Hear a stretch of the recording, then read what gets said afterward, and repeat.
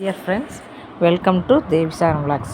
இன்றைக்கி நம்ம என்ன பார்க்க போகிறோன்னா, ஹெல்த்தியான உளுந்தங்கஞ்சி பார்க்க போகிறோம். இதை சாப்பிட்டோன்னா கை கால் வலி, முட்டி வலி, இடுப்பு வலி இதெல்லாம் வராது. நல்லா ஹெல்த்தியான இது ஒரு சத்தான கஞ்சி. இது என்ன செய்ய போகிறோன்னா, ஃபஸ்ட்டு நம்ம தொளி உளுந்து கொஞ்சம் எடுத்துக்கிறோம், அரிசி கொஞ்சம் எடுத்துக்கிறோம்.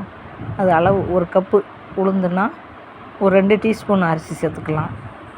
அப்புறம் 2 ஏலக்காய், கொஞ்சம் சுக்கு இதெல்லாம் போட்டு மீடியமான ஃப்ளேமில் வச்சு நம்ம ட்ரை ரோஸ்ட் பண்ணிக்கணும்.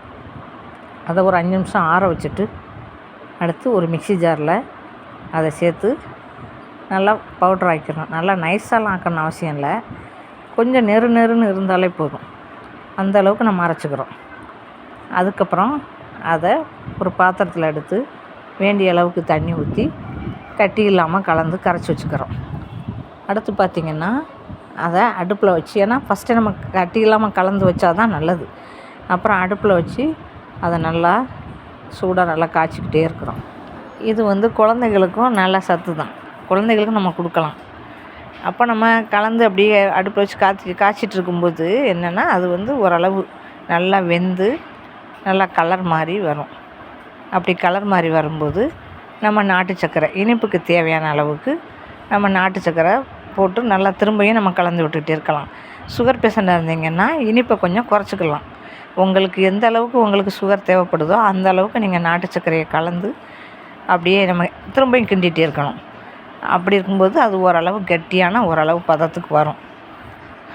அந்த பதத்துக்கு வரும்போது நல்லா வெந்துருச்சுன்னு அர்த்தம். அப்படி வந்துச்சுன்னா அந்த உளுந்து அரிசி எல்லாமே நல்லா வெந்துடும்.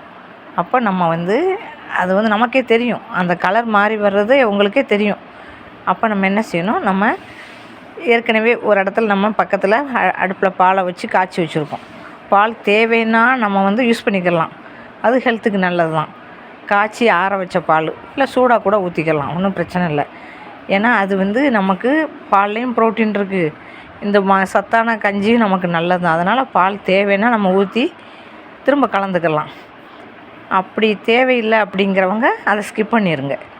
பால் எனக்கு பிடிக்காது அப்படிங்கிறவங்க அதை ஸ்கிப் பண்ணிக்கலாம். அப்படி கலந்து விட்டு நம்ம திரும்ப ஓரளவு எல்லாமே அந்த மிக்சிங் எல்லாம் ஒன்று போல் வரும். அப்படி வரும்போது நமக்கே தெரியும், அது நல்லா கலர் சேஞ்ச் ஆகி வர்றது நமக்கே தெரியும். அந்த அளவுக்கு நம்ம கலந்து விட்டுகிட்டே இருக்கணும்.